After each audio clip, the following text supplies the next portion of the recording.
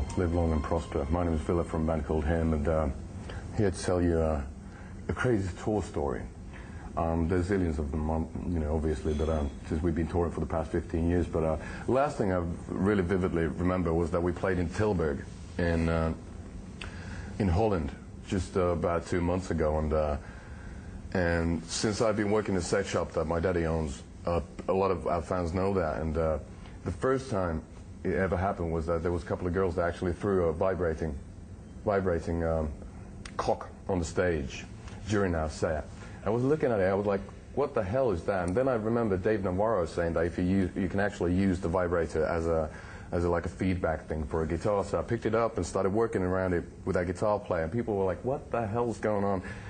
It was in the middle of a song in a jam, and I started using that as a percussion and everything, and a couple of days later, all the headlines in the Finnish newspapers was like, the hymn singers finally lost it completely. He's playing percussion with a vibrator on a gig in Holland, and I didn't actually see that as the funny part, but the fact that I used my own mic as the other percussive element. So basically, it would have been great to go back home with genital herpes and saying to my fiancée or my girl that, yeah, there was chicks who threw a used dildo that was still vibrating on stage while we were playing.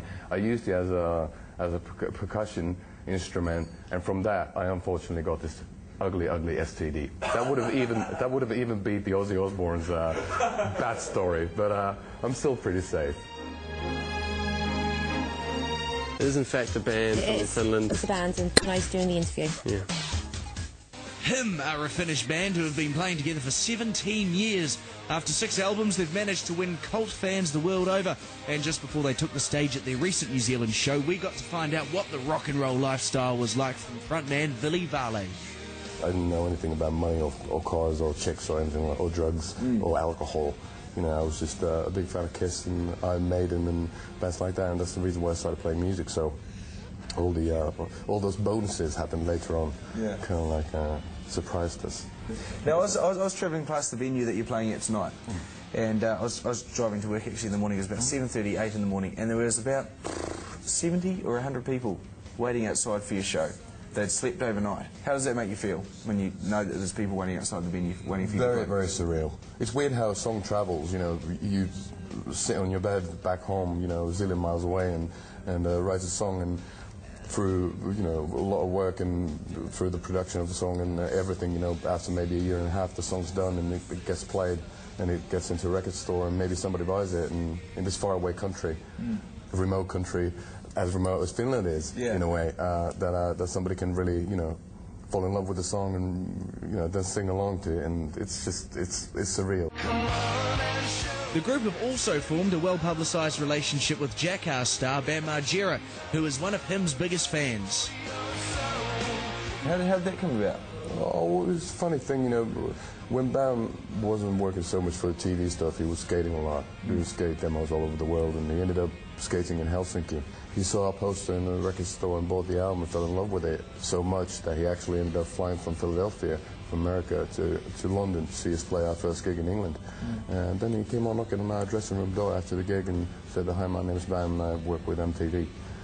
And then we gave him beer and chatted for a bit. And since that, he's been directing videos for us, and he's been, he has a lot of hologram tattoos on him, the symbol of our band and everything. And I'm very glad that it happens in such an organic and natural way. Now, I was reading on the internet as well, you type in facts about yourself, and your father owned a sex shop, is that correct? He still owns a sex shop. So that's outstanding. I'd love my dad to own a sex shop. Because my dad used to own a dairy over here, and I used to have to work in the dairy. Did you used to have to work in the sex shop? I did for a bit, since I dropped out of school when I was about maybe 15, 16, and then I had to help him out a bit as well. It was just weird, I was like 17 or whatever and working in the sex shop at that age. It was fairly weird. Couples come in and they ask questions about certain vibrators or whatever, and when you're 17, at least I didn't have the experience of, testing everything out, and it was just, I was blushing there a bit and all that. But you must be a professional now, though, with your family. Now it's all changed. Pleasure hanging out with you, Ville. A pleasure indeed, Nice to meet you, my man. Thank you for coming down here once again. Thank you.